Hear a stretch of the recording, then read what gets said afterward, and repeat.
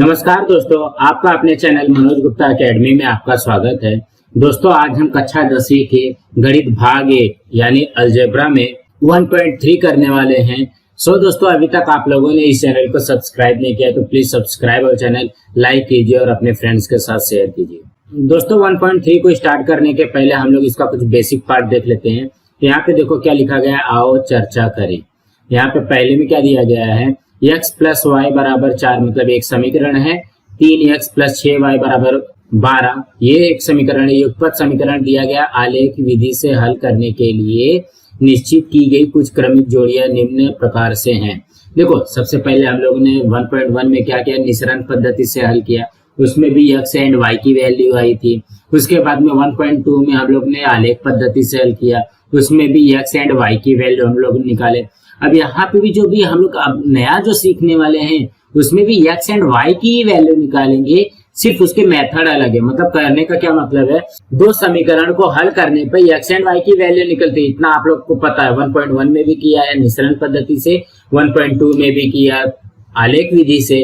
अब यहाँ पे 1.3 में भी ये दूसरी विधि से करेंगे, लेकिन निकालेंगे हम x एंड y की वैल्यू। तो यहाँ पे देखो, सबसे पहले हमको ये बताया गया है कि ये आलेख विधि से इसको हल करते हैं। तो आलेख विधि से हल करोगे, देखो x प्लस 2y बराबर 4। तो यहाँ पे इसने टेबल बना करके दिया है। यहाँ पे -2 3 आया है, 0 2 आया है, 2 1 है, और यहाँ पे -4 4 है, 1 1.5 है, 8 एंड -2 है। तो अब यहाँ पे इसने टेबल तो बना दिया, ठीक है। अब इसको टेबल बनाने पे इन क्रमिक युग्मों को प्रस्थापित कर आलेख खींचा गया है। इसका निरीक्षण कीजिए और दिए गए प्रश्नों पर चर्चा कीजिए। मतलब एक समीकरण ये है, दूसरा समीकरण ये है। इसका यहाँ पे पॉइंट दिया गया, क्या क्या दिया गया देखो, -2 3 0 2 2 1। देखो यहाँ पे -2 3 कहाँ पे है, ये है। 0 2 ये वाला है। उसके बाद में है 2 1 ये वाला है। ये 3 पॉइंट जो है x प्लस 2y बराबर 4 का है। अब 3x प्लस 6y बराबर 12 का देखते हैं। तो इसका क्या दिया गया है, -4 4 1 1.5 8 -2। ये कहाँ पे है देखो, -4 4 यहाँ पे है, 1 1.5 यहाँ पे है, और 8 -2 यहाँ पे है। तो आप लोग ध्यान दोगे, हम लोग आलेख पद्धति से हल करते थे तो उसमें क्या होता था, उसमें दोनों समीकरण का आलेख खींचने पे वो एक दूसरे पे कटता था, यही हमारा मेन हल होता था, ऐसा होता था। लेकिन यहाँ पे तो कट रहा ही नहीं है, यहाँ पे तो एक ही लाइन में सब के सब आ गए। अब इसके ऊपर हमको डिस्कस करना है, चर्चा करनी है। तो यहाँ पे क्या दिया गया है, पहले प्रश्न में उपर्युक्त दो समीकरणों का आलेख एक ही है या अलग अलग है। तो इसका उत्तर आएगा एक ही है। इसका जो हल है वो कितना है, एक ही है, अलग अलग नहीं है। उसके बाद दूसरे प्रश्न में क्या दिया गया, x प्लस 2y बराबर 4 और 3x प्लस 6y बराबर 12। इन युगपत समीकरणों के हल कौन से हैं और कितने हल हैं।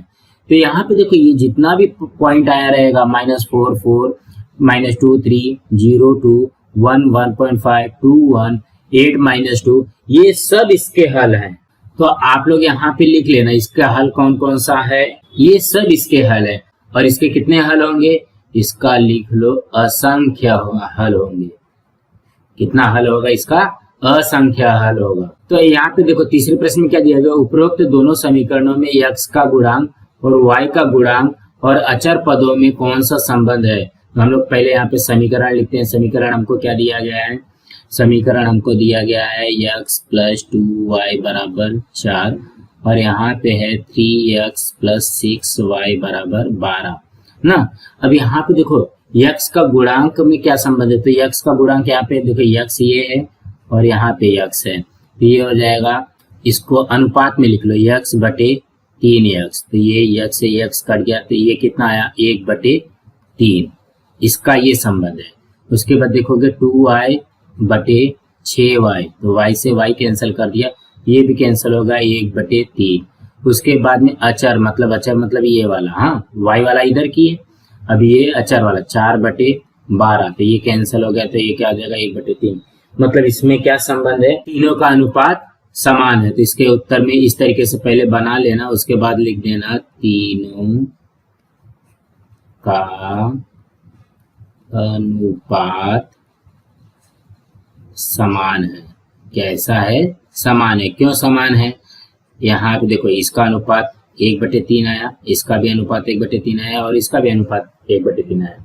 जब तीनों का अनुपात 1/3 रहेगा तो ही वो एक लाइन से जाएगा। मतलब कहने का क्या मतलब है, सबका अनुपात अगर सेम है तो ही वो एक लाइन से जाएगा। इसका स्क्रीनशॉट ले लो। फिर अब हम चौथा प्रश्न करते हैं। चौथे प्रश्न में क्या दिया गया है, दो रेखीय समीकरण दिए गए हों, उन समीकरणों का आलेख एक रेखा है, इसे कैसे पहचानेंगे। तो हम लोग इसको कैसा करते हैं, जैसे जो तीसरे प्रश्न में किया हमने, तो तीसरे प्रश्न में देखोगे यहाँ पे हम लोग ने क्या लिखा था, सबका अनुपात सेम लिखा था। तो यहाँ पे क्या कर दो, A1/A2 बराबर B1/B2 बराबर C1/C2 प्लस 2y बराबर 4 और यहाँ पे 3x प्लस 6y बराबर 12।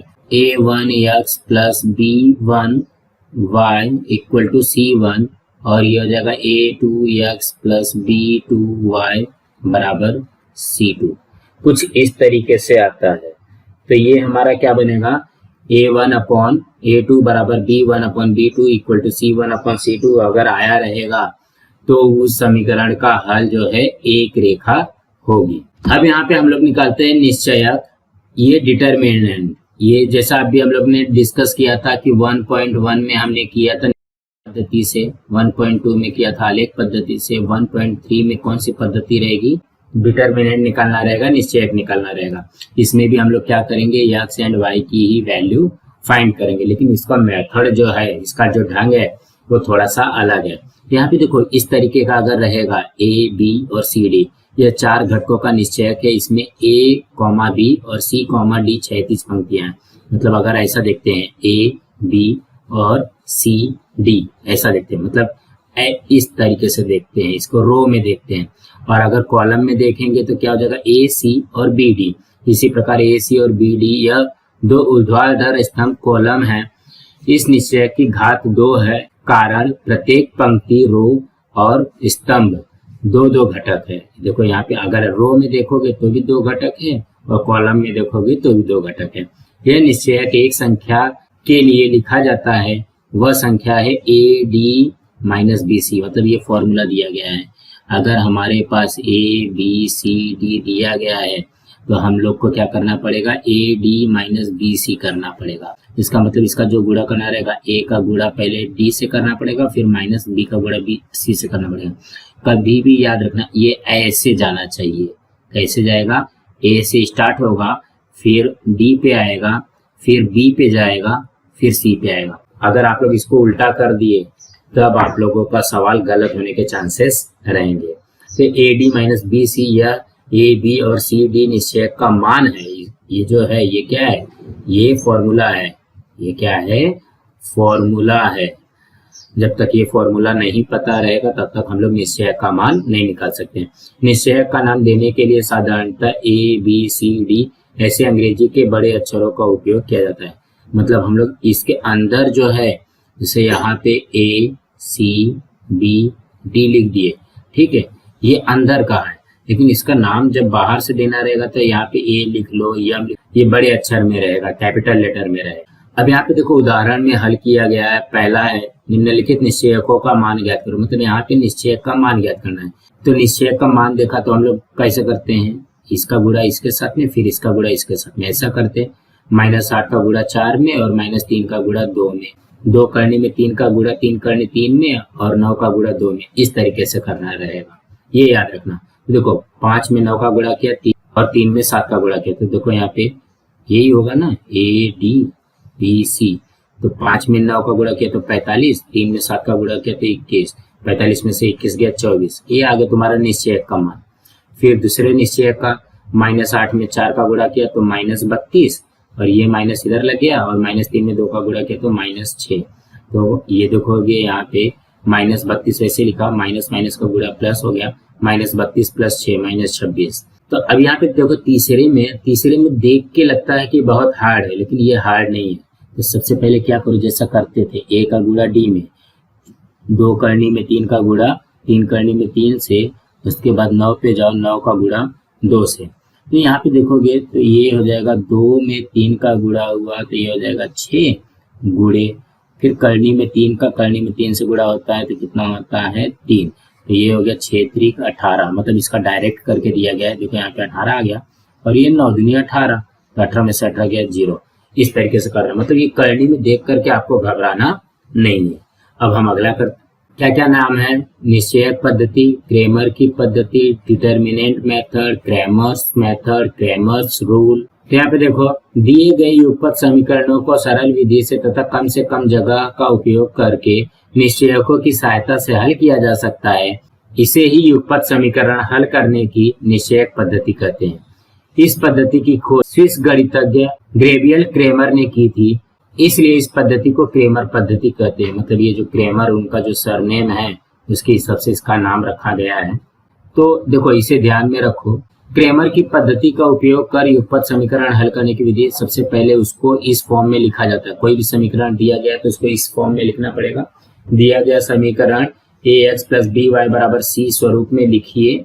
दूसरा, dx और dy, इन निश्चयकों का मान ज्ञात कीजिए। मतलब पहले हमको d का मान ज्ञात करना पड़ेगा, फिर dx का मान ज्ञात करना पड़ेगा, फिर dy का मान ज्ञात करना पड़ेगा। जब हम लोग d, dx, dy ये निश्चयक का मान ज्ञात कर लेंगे, तब x का मान ज्ञात करोगे। तो x का मान ज्ञात करने के लिए क्या चाहिए? dx/d, और y का मान ज्ञात करने के लिए dy/d के आधार पर x और y का मान ज्ञात कीजिए। उसको इस फॉर्म में लिख लो ना, ax + by = c। उसके बाद d, dx और dy की वैल्यू निकाल लो। उसके बाद x का वैल्यू जो होगा वो dx/d हो जाएगा और y की वैल्यू हो जाएगी dy/d। तो हम लोग आगे देखेंगे इसको कैसे करते हैं। तो सबसे पहले हम लोग यहाँ पे देखते हैं कि गैब्रिएल क्रेमर है कौन। देखो यहाँ पे लिखा है, गैब्रिएल क्रेमर 31 जुलाई 1704 से 4 जनवरी 1752 नामक स्विस गणितज्ञ का जन्म जेनेवा में हुआ। मतलब ये स्विस कंट्री में जेनेवा में पैदा हुए थे। गणित विषय में बचपन से ही प्रवीण थे, मतलब इनको अच्छी तरीके से आता था। आयु के 18वें वर्ष में उन्होंने डॉक्टरेट की उपाधि प्राप्त की। वे जेनेवा में प्राध्यापक थे। अब यहाँ पे देखिए हल किए गए उदाहरण, मतलब यहाँ पे किस तरीके से x एंड y की वैल्यू हमको निकालनी है। तो उदाहरण में दिया गया है, क्रेमर की पद्धति से निम्नलिखित युगपत समीकरण हल कीजिए। तो यहाँ पे देखोगे ये एक समीकरण है, ये दूसरा समीकरण है। अब ये दोनों समीकरणों को हल करना है, तो पहले वाला निःसरण पद्धति नहीं, आलेख पद्धति नहीं, ये हमको किससे करना है? निश्चयक पद्धति बोल सकते हो या क्रेमर पद्धति बोल सकते हो। देखो यहाँ पे पहला समीकरण लिखा गया, ये लिखा गया दूसरा समीकरण। तो सबसे पहले देखो ये समीकरण को फॉर्म में लिख लिया गया है ना। अब उसके बाद d निकालना है, dx निकालना है, dy निकालना है। तो d के लिए क्या है? देखो d वाले के लिए आप लोग क्या करोगे? ये वाला नहीं लिखोगे। जब ये वाला नहीं लिखोगे तो बचेगा क्या? देखो यहाँ पे 5 2, देखो 5 2 और यहाँ पे आया 3 4, ये आ गया 3 4।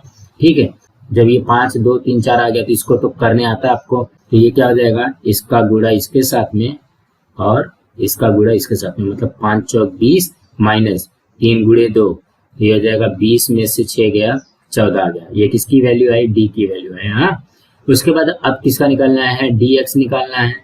तो dx में क्या करोगे? dx में क्या करोगे? x की वैल्यू नहीं लिखोगे।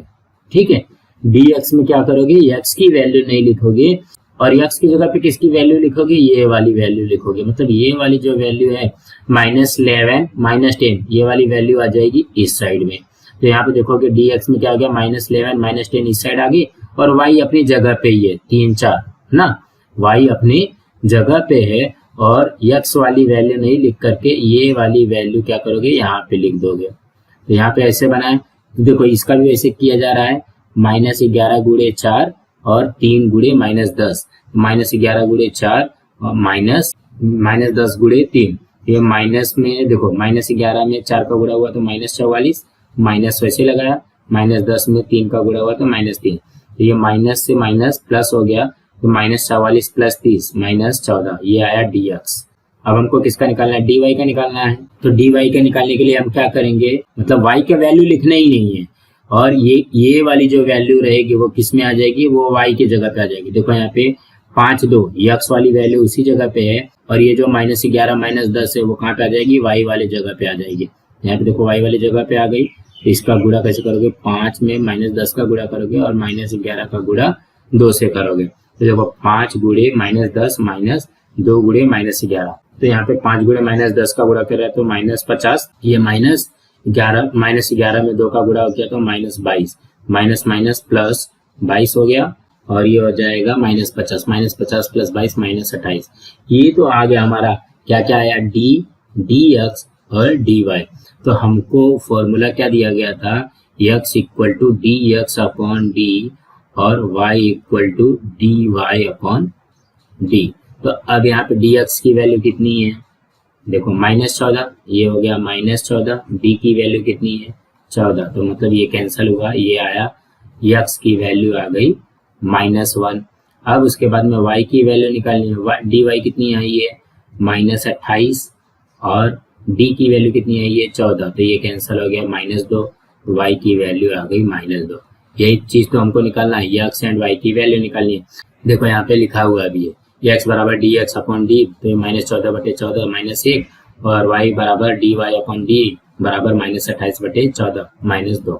हमको क्या ध्यान में रखना है कि जब d निकालना रहेगा तो c वाली वैल्यू नहीं लिखेंगे, उसके बाद में जब dx निकालना रहेगा तो x वाली वैल्यू नहीं लिखेंगे, और ये वाली वैल्यू x के जगह पे आ जाएगी।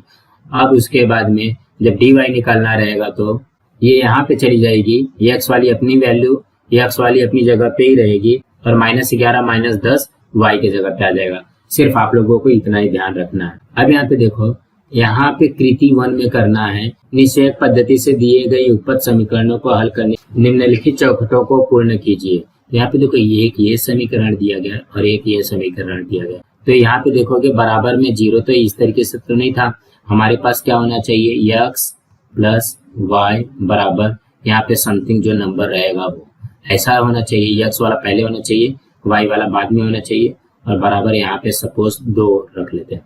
तो अब यहाँ पे देखो, x वाला पहले है ना, तो ये x वाला पहले, y वाला उसके बाद में, और ये -19 है तो इस साइड जाएगा तो क्या हो जाएगा, +19 हो जाएगा। ये बनेगा हमारा समीकरण नंबर 1। मतलब इस फॉर्म में पहले लिखना है, ax + by = c, ये स्वरूप में पहले हमको लिखना पड़ेगा।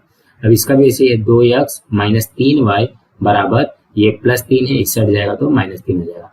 तो अब यहाँ पे हमको क्या करना पड़ेगा, वैल्यू रखनी पड़ेगी। तो d के लिए हमने क्या बोला, d के लिए ये वाली वैल्यू जो है, c वाली वैल्यू नहीं लिखते हैं, ये हो जाएगा 2 2, और यहाँ पे 1 -3, देखो 1 -3, ठीक है। तो अब इसका गुणा करो, तो ये हो जाएगा 2 × -3 और 2 × 1 ना, ऐसे बनेगा। देखो, इसका इसमें गुणा और इसका इसमें गुणा, तो ये हो जाएगा 2 तिहाई -6, और ये हो जाएगा 2 एकम 2, तो ये -6 - 2, यहाँ पे आ जाएगा -6 - 2, यहाँ पे आ जाएगा -8। अब हम लोग को किसका निकालना पड़ेगा, dx का निकालना पड़ेगा। यहाँ पे देखो, dx का निकालना है, तो dx के लिए क्या चाहिए, यहाँ पे ध्यान देना, dx के लिए क्या चाहिए, x वाली वैल्यू नहीं लिखते हैं, ये वाली जो c वाली वैल्यू है इस साइड आ जाएगी, तो क्या आ जाएगा 19 - 3, और यहाँ पे 1 और -3, 19 - 3 और 1 -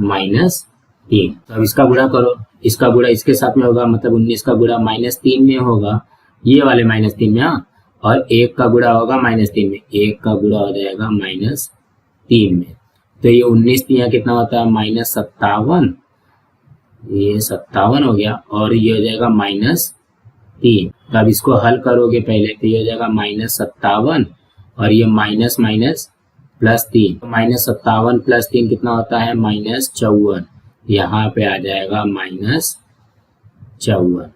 अब क्या निकालना है, dy निकालना है। फिर से समीकरण देखो, यहाँ पे dy है तो y की जगह पे कुछ नहीं रहेगा, ठीक है।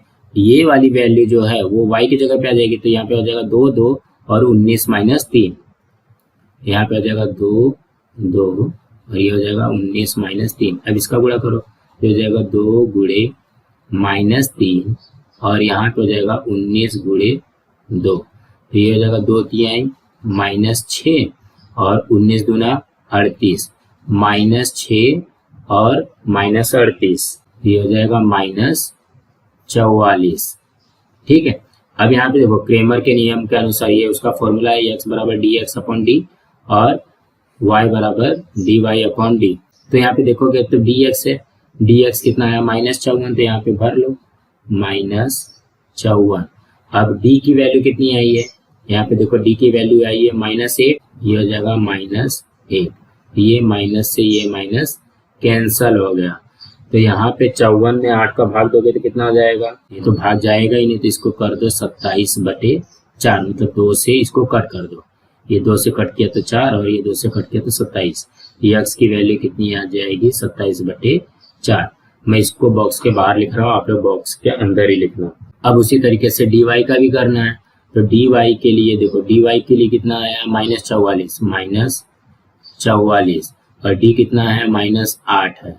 ये भी माइनस से माइनस कैंसल होगा और 44/8 4 से कट करो, ये हो जाएगा 11/2, ये यहाँ पे आ जाएगा 11/2। ये इसका आंसर क्या आएगा, 27/4 और 11/2। यह दिए गए युगपत समीकरण का हल है।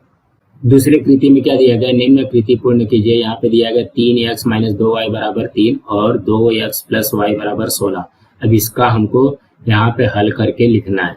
तो सबसे पहले हम लोग कैसे हल करेंगे इसको, 3x - 2y = 3 और 2x + y = 16। तो हमको यहाँ पे देखो d की वैल्यू लिखनी है, ठीक है। तो d की वैल्यू में क्या रहेगा, तो c वाला नहीं लिखते हैं, बाकी ये लिखते हैं। तो ये हो जाएगा 3, 2, -2 और 1। तो इसको कैसे हल करोगे, 3 एकम 3, तो यहाँ पे लिख लो 3 एकम 3 माइनस और 2 दूनी 4 -4। ये हो जाएगा 3 + 4 = 7। यहाँ पे d की वैल्यू आ गई 7। अब dx निकालना है। तो dx के लिए क्या करते हैं, x की वैल्यू नहीं लिखते हैं, x की जगह पे 3 16 लिखेंगे। यहाँ पे लिखेंगे 3 16 और यहाँ पे y की जगह पे वही रहेगा -2 और 1। ये हो जाएगा 3 एकम, इसको यहाँ पे कर लेते हैं, 3 एकम 3 माइनस और 16 दूनी 32 -32। ये हो जाएगा 3 + 32, 32 3 35, ये आया हमारा 35। उसके बाद dy निकालना है, तो मतलब y का नहीं लिखना है और यहाँ पे 3 16 या y की जगह पे आ जाएगा। यहाँ पे क्या आएगा, 3 2 फिर यहाँ पे 3 16, 16 3 48 माइनस 3 दूनी 6, 48 में से 6 गया 42। तो ये आ गया हमारा 42। अब क्या दिया गया, क्रेमर के नियमानुसार हल प्राप्त होते हैं। यहाँ पे देखो d का वैल्यू 7, dx की वैल्यू 35 और dy की वैल्यू 42। अब इसको रखना है। तो क्रेमर का नियम क्या बोलता है, x बराबर क्या बोलेगा, ये x बराबर dx/d। तो यहाँ पे dx की वैल्यू कितनी आई थी, 35 और d की वैल्यू आई थी 7। तो ये इससे कैंसिल हो गया 5। और यहाँ पे y की वैल्यू जो होती है dy/d होती है। तो dy कितना आया था, 42 और d आया था 7। तो ये हो जाएगा 7 × 42। तो यहाँ पे आया 6। तो मतलब x और y का हल क्या है, 5 और 6, यह हल है। सो दोस्तों आज हमारा यहाँ पे बेसिक पार्ट कंप्लीट हुआ। दोस्तों 1.3 हम लोग नेक्स्ट वीडियो में करेंगे। आप लोगों को ये वीडियो कैसा लगा आप लोग कमेंट बॉक्स पे जरूर लिख करके बताइए। आप लोग इस वीडियो को ज्यादा से ज्यादा लाइक कीजिए, अपने फ्रेंड्स के साथ शेयर कीजिए ताकि वो लोग भी एक्सरसाइज कर सके और इस चैनल को सब्सक्राइब कीजिए। नमस्कार दोस्तों।